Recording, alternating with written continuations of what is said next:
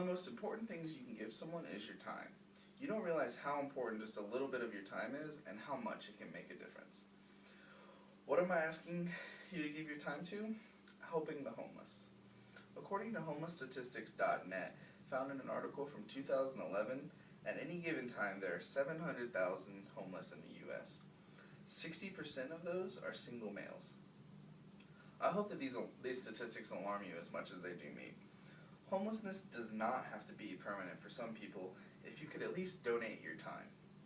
My dad serves on the board for the Coalition of the Homeless in Orlando, so my family has donated its time and resources to help this cause, and I've seen how much of a difference it can make in somebody's life.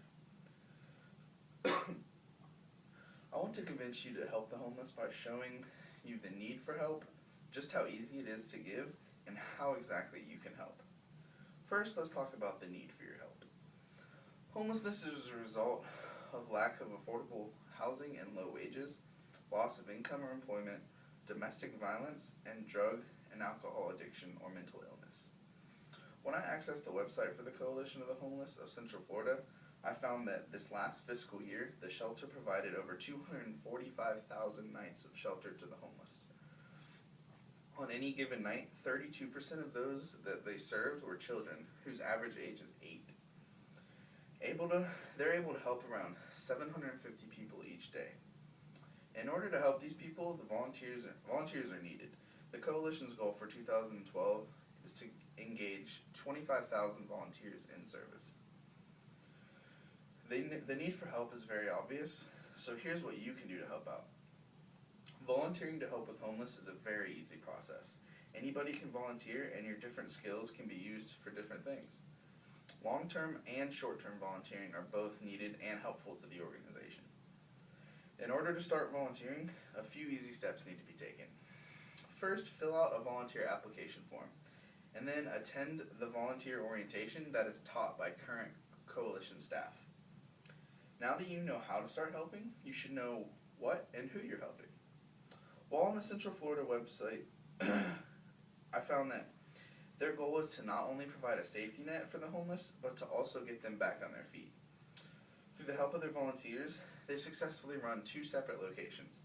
The first location is a shelter for single men, and then a separate building for intact families.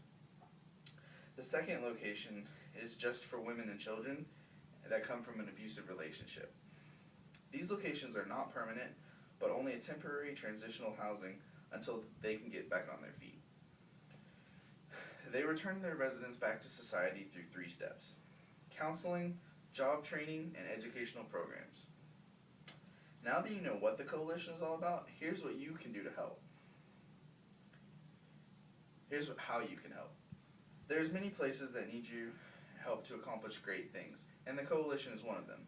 Now I realize that just because I'm from Orlando and have worked with this specific organization doesn't necessarily mean you'll be traveling to Florida anytime soon.